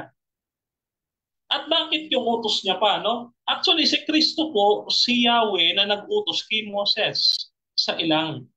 No? Siya nga yung bato na nasunod sa kanila sa ilang. No? Dito po sa awit, 89 verse 14, no? Katwiran at kautusan ay patibayan na kanyang luklukan. No? So sa madaling salita mga kapatid, ang kautusan ay patibayan ng luklukan ng ating Panginoon. Kaya kung aalisin mo ang kautusan, no, para mo na rin tinatanggal ang Diyos sa kalangitan, sa kanyang luklukan. No? Ngayon, mga kapatid, no, dito po, maliwanag dito sa ating naging pag-uusap sa kanya. No? Dito pa lamang sa unang Korinto, sa 7:27, mga kapatid, ililipat baga ng Diyos, no? Ililipat baga ng Diyos ang kanyang pagpapala sa ibang araw, no? So ililipat pa ba ng Diyos, no? Ang sabi dito sa unang Korinto, mga kapatid, sabi po dito sa unang Korinto, teka lang hanapin natin Okay. Sabi dito, sa unang Korinto, unang Kronika, sorry. Unang Kronika, mga kapatid, no? Ayan. Okay. Sabi niya dito, babasahin ko po mga kapatid. Hindi naman tayo masyadong nagmamadali. Kasi kung abutan man tayo ng time, okay lang naman. No? Okay. Sabi dito sa unang Kronika 7:27, mga kapatid, hindi niya ililipat. No? Kanyang pinagpala ang araw na ito at hindi niya ibibigay kanino man ang kanyang pagpapala. No? Diyan sa talatang yan, no, na ating hinahanap. Ngayon, mga kapatid, dito po sa Isaiah 56 verse 2, no? Ang sabi diyan, ang gumagawa, no, mapalad ang nangingilin ng Sabat, no, at hindi napapahamak. Okay, kaya nga po yung mga tumutupad sa araw ng Sabat, siya po yung pinagpapala ng ating Panginoon. No? So yun po, maliwanag po yan sa ating pagtayo, no? Na pagtutol sa ating kapatid. No? Kaya kahit sabihin niya na si Kristo na ang kapahingahan, wala po tayong tutol doon. Wala po tayong tutol doon. Ang tinututulan natin na bagaman may spiritual rest na, inaalis niya yung physical rest. Meron pa po Sabi po dito sa Hebrews chapter 4 verse 9, may natitira pa ngang Sabadong kapahingahan sa bayan ng Diyos. O, kita po ninyo sa iba pong salin, may Sabadong kapahingahan. Wala naman po siyang nabasa Sabat ng Hudyo. Ayan. Sabat ng Diyos meron. Kasi ano sabi sa 4, pagka pinunta ninyo sa 4, ang sabi diyan, nagpahinga gaya ng Diyos. No? Kaya kami nagpapahinga gaya rin ng Diyos sa kanyang mga gawa. Yung Hebrews chapter 4 verse 4 to 9 and 10, mga kapatid. So yan ay ginagawa namin. Kaya sabi ng Panginoon Kristo, no? Maliwanag ang sabi ni Kristo, mga kapatid, no? Na kailangan ang kautusan, no, ay wala pong kaugnayan sa kaligtasan. So balik yan po ay kaugnayan natin sa tagapagligtas natin. Ano sabi niya? John 14 verse 15, kung ako'y inyong iniibig, sundin ninyo ang aking mga utos. So yan po, no? Wala pong kaugnayan sa kaligtasan ang kautusan, no? Subalit yan po ay kaugnayan natin sa ating tagapagligtas. No? Kaya naman mga kapatid, bilang paiwan ko sa inyo, Ezekiel chapter 20 verse 20 ay tanda bilang manlilikha ang Diyos, no, yung Sabat. At sa Isaiah chapter 66 verse 23 ay may Sabat pa rin sa langit. Kaya kahit tanggalin nila yung Sabat at hindi nila ipangilin, meron pa ring Sabat doon sa langit, no? Kahit sabi nilang ipinako na inalis na, meron pa ring Sabat, no? Kaya yun po ang problema po ng ating affirmative. At patunayan niya na talagang inalis na, nandyan pa. Sabi niya, hindi naman daw tinanggal yung kanino eh. Hindi naman po. So, doon po natin napatunayan. Hindi po kami mali. Siya po ang nagkamali. Okay, so tayo sa maraming salamat sa iyo, Bro Denmar, para sa iyong final conclusion. Ayan, dako na po tayo para sa final conclusion ng ating affirmative na si Brother Mark Umbao. Okay, so kapatid na Mark, 5 minuto, time start now. Okay po.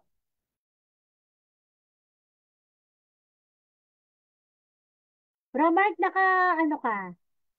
Yan, okay. Okay, start po ako. Okay. Marami. Time start. Sige. Okay.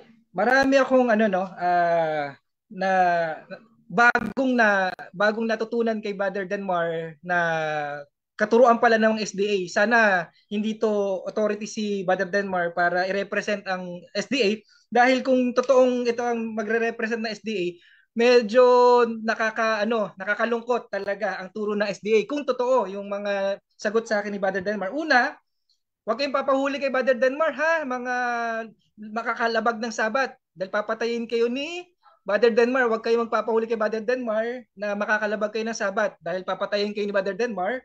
Pangalawa, yung anino na seremonyal, gaganapin pa pala ng mga SDA. Ay talagang nilabag nila ang Colossian, ang Hebrew, maraming talata po yan. Ayoko na isa-isa dahil 5 minutes lang to. Marami yan. Yung ceremonial law, hindi na pinagagawa yan.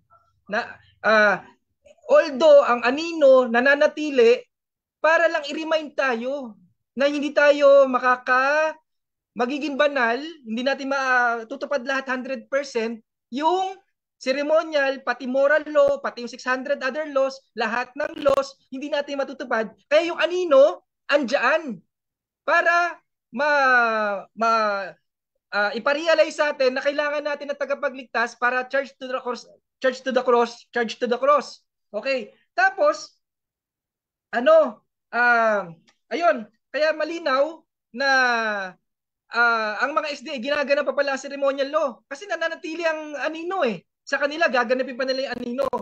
Pangatlo, wala ako sinasabi, Brother Denmar, na nilipat ang Sabat sa Sunday. Isang malaking paratang yan. At ang isa sa nakakatch ng aking atensyon yung sasabi niyang, kaming mga naniniwala sa OSAS ay nangangaral na magpakalulong sa kasalanan. Isang malaking paratang po yan, Brother Denmar. Nakakalungkot sa aming mga naniniwala sa OSAS na nakakagawa pa kami ng kasalanan. At hindi namin kailanman ipapangaral na huwag kang magpakalulong kayo sa kasalanan. Bagkos, magsumikap tayo magpakabanal, makasunod sa kautusan at magmahal ng kapwa.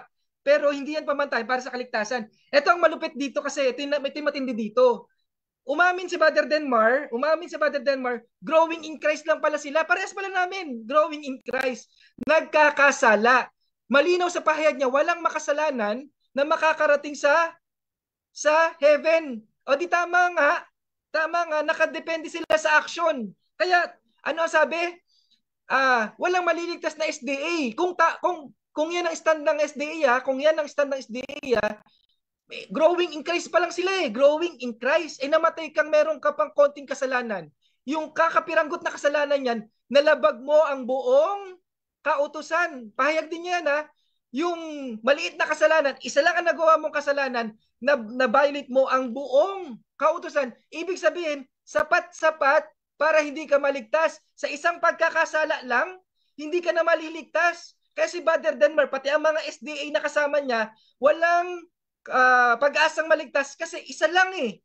Growing in Christ lang naman pala sila, hindi pala sa perfect pa eh, na nakakatupad ng kautusan. Growing in Christ, nagkakasala pa sila paunti-unti, pa isa-isa. Yung isang yon, nalabag mo ang buong kautusan, kaya mahirap sampalatayanan ang pananampalataya ng SDA kasi walang maliligtas sa kanila kasi growing in Christ pa lang sila. Kailangan mo nang wala kang Brother Denmar, isuot mo si Yahushua. Isuot mo si Yahushua para malinis ka. Wala kang ni tuldok na kasalanan na makikita sa'yo. Ni isang tuldok walang makikita dahil kabanalan ni Yahushua, hindi kabanalan natin na makikita sa atin, Brother Denmar. Tapos, ang ganda ng sagot niya sa akin, under law, yung under the law, under condemnation. Kaya nasa under kami ng biyaya. Bakit? Wala na kami sa under ng condemnation. Kaya kami may kapahingahan kay Yahushua. Kaya nagpaparallel yan eh. Nagpaparallel. Maganda. Ito pa masakit dito. Tinanong ko sa kanya sinasadya. Gusto ko sa simpleng isang tanong na malalaman mo talagang nakadepende sila sa gawa yung kaligtasan nila. Ilang beses ang sinasadyang kasalanan para wala ka ng kaligtasan? 10. Kung naka-20 ka pala sa isang buwan, wala na. Impyerno na lahat ng SDA. Baka naka-30, 100 beses ka na nagkasala sa SDA. Huwag ka nang umasa maliligtas, Brother Denmar. Yung mga kapatiran nyo na naka-20 kasalanan na sinasadya. Huwag na kayong umasa maliligtas. Ayon yan kay Denmar ha. Ayon yan kay Brother Denmar. Yun lang po. Maraming salamat. Ang kapurihan, ang pasasalam, ang kawalatian sa nag-iisang Diyos. Salamat po. Mapagpalang gabi. Okay, so maraming salamat sa iyo, kapatid na bro Mark Kumbao, at siya po yung ating negative. Okay, so thank you. Maraming salamat sa inyong dalawa. Okay, so again, congratulations po sa inyong dalawa dahil lahat po ay panalo dito dahil naging maayos. Binigyan nyo kami ng isang maayos at payapa na debate. Ayan. So thank you so much po. At ganun din sa atin sa lahat sa comment section, maraming salamat po. At bago po tayo tuluyang pangalan nito, bago po tayo tuluyang magtapos, siyempre bibigyan po natin ng pagkakataon yung ating dalawang kapatid na ito na magpasalamat.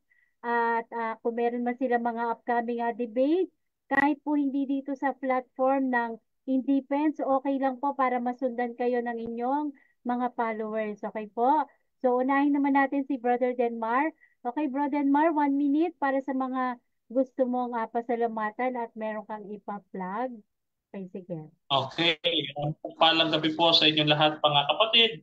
At nagpapasalamat tayo sa ating Panginoon. Binabalik natin lahat ng kapurihan sa kanyang mga kapatid. At tayo rin nagpapasalamat sa bumubuo ng 3 Media at ng Advent Biblical Ministry, mga kapatid. At sa ating mentor, siyempre, tayo nagpapasalamat. No? So, meron po tayong ipopromote, mga kapatid, na hindi po actually debate. No? Meron po tayong mga church visitation, dahil wala na akong masyadong debate, kay Mark na lang actually. Meron po tayong visitation sa Kamsur, dito sa ngayong darating na Sabado, nasa Kamsur tayo. Medyo sa lupa ni Atty. Leni Robredo, no? Yung ating presidente. At sa Mindoro, no, sa katapusan ng buwan, mga kapatid. No? So sa September 28, nandiyan tayo sa Occidental Mindoro.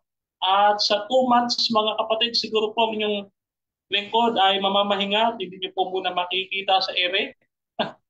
Dahil po tayo magmi-mission or magliliman sa Paete, Laguna ng October and November, no? Ayan. So, inyo po kung subaybayan sa ating programang Ayon sa Nasusulat Ministry sa Facebook at sa YouTube. Tuwing alas 8 hanggang alas 9 po ng gabi. Araw-araw po yan, maliban lang sa Sabado at Linggo. So yun lamang po mga kapatid at mabuhay ang katotohanan ng ating Panginoon. Pagpalain kayo lahat ng ating Diyos. Amen. Maraming salamat sa iyo, kapatid na Denmar. Bro Mark, okay. So, 1 minuto po para sa mga nais mong pasalamatan. Or may mga debate ka pa sa kahit hindi po rito. Okay, sige po. 1 minute. Okay po. Ayun, nagpapasalamat ako sa buo-buo ng In Defense, sa ating nag-iisang Diyos, sa ating katalakayan si Mother Denmore. Pasensya ni Mother Denmore kung medyo ang panalita ko minsan ay masakit. Pero sabi ko nga, laging inulit-ulit to. Desire ko lang kasi makapaghikayat sa katotohanan. Kaya lang ganito ako magsalita. Tapos, ayun po, meron po akong debate sa Saturday kay Camacho. Series nga daw po ito, 5. Siya yung pumili ng topic. Kaya excited ako na although sige okay lang. Sana panoorin niyo rin po. Naniniwala ako na meron kayong mapupulutang aral sa aming talakayan na 'yon. At yun lang po siguro, sana ang pag-ibig ang maghari. Sana po ay patuloy tayong maghanap ng katotohanan habang may pagkakataon. Sa paniniwala ko kasi share ko na rin no, na 2030 naniniwala ako na ganun na kalapit ang second coming. Kaya sana po wag na nating wag na magpatumpik-tumpik sa paghahanap ng katotohanan ay tayo po ay hanapin natin hanggang masusupuan. Yun lang po. Maraming salamat. Mapagpalang gabi. Sa Diyos ang kapurihan. Yes, thank you. Maraming salamat sa iyo, Bro Mark. So, yan. Pagmalakasan si Bro Mark, series of 5 debates. Yeah. Talaga, ano talaga to eh. Matindi, no? Okay, so yan. So, again, yung mga ganito mga pag-uusap, katulad ng sinabi ni Bro Denmark, ay ito po isang uri lamang din ng pag-aaral. Siyempre, ng ating pananampalataya, susuriin natin, at may kalayaan naman po tayong lahat na magpahayag kung ano man yung ating pinananampalatayanan. Okay? So, siguro, maging ano lamang po tayo, no, maging responsable sa lahat po ng mga lalabas sa ating bibig. Ayan. Kasi napakarami po nating kabataan na nakikinig sa atin. Tandaan natin kasi po nasa social media tayo. Kaya po ay talagang mahigpit na pinapatupad dito sa In Defense of the Truth, even yung pagsasalita ng wala kang utak, tanga, bobo, ay napakapangit po siyang pakinggan. Napaka-unethical po yun para sa isang pag-uusap na maayos. Ano po? So, yung mga nais po na magsagawa ng kanilang debate dito or yung kanilang mga discussion dito po sa In Defense of the Truth, open po, hindi lamang sa ating mga kapatid na Katoliko, at syempre sa ating mga kapatid din po sa mga kaibayo natin sa pananampalataya. Ayan. So, pa-message lamang po kayo. At abangan niyo po yung ating debate sa 16, 19, and 22. And yung isa, ano ko pa. Okay. So, i-schedule ko pa po yung isa, kaano lang po niya kasi kanina. Okay, so thank you again. Congratulations po sa ating dalawang kapatid na magiting na debatista na ito, na talagang nakikita niyo po kung gaano kaayos yung kanilang pagdedebate. Talagang purely ano lamang po ito, no? Pag-aaral sa kanilang bawat tinitindigan sa kanilang pananampalataya.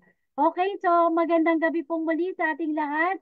Maraming salamat po at abangan nyo po sa Monday yung debate SDA din po si Brother Ruben. Ayan, at saka si Brother Dudes Arisgado. Abangan nyo po sa Monday 7 p.m. yung kanila pong debate. Okay? So again, thank you so much sa ating debaters, sa ating sa comment section, sa lahat ng ating live viewers, especially po yung mga nag-share ng ating live. Maraming salamat po at isang mapagpalang gabi po sa ating lahat. Okay, thank you at see you po sa Monday. Salamat po. Ko na lang si Brother sa magiging debate nila ni Edwell kung anong topic mapagkasundo nila. Okay. No, Brother. Message lang niyo ako dito kung dito gaganapin, no? Para maingay. Okay? Brother, no, ako, kung kayo ni Fernando ay may 5, ako hihirit ako ng isa kasi gusto kong maging malinaw sa atin ito. Yung righteousness by faith, actually mahalaga ito We can talk about yung salvation by works, salvation by grace, no? But doon tayo sa patutunayan ko na ang doktrina ng Seventh-day Adventist ay righteousness by faith in Christ alone. Yan ang aking proposition sa iyo. Ha? Yan ha? Okay. Sige, mag-ayos kayo then pag okay na yung inyong message nyo lang ako ha kung dito nyo gaganapin yun ha. Okay, so thank you. Maraming salamat. Ayan, magandang gabi pong muli sa ating lahat. Bye-bye po. Salamat po. Ay, okay. Okay, kala ko tapos na eh.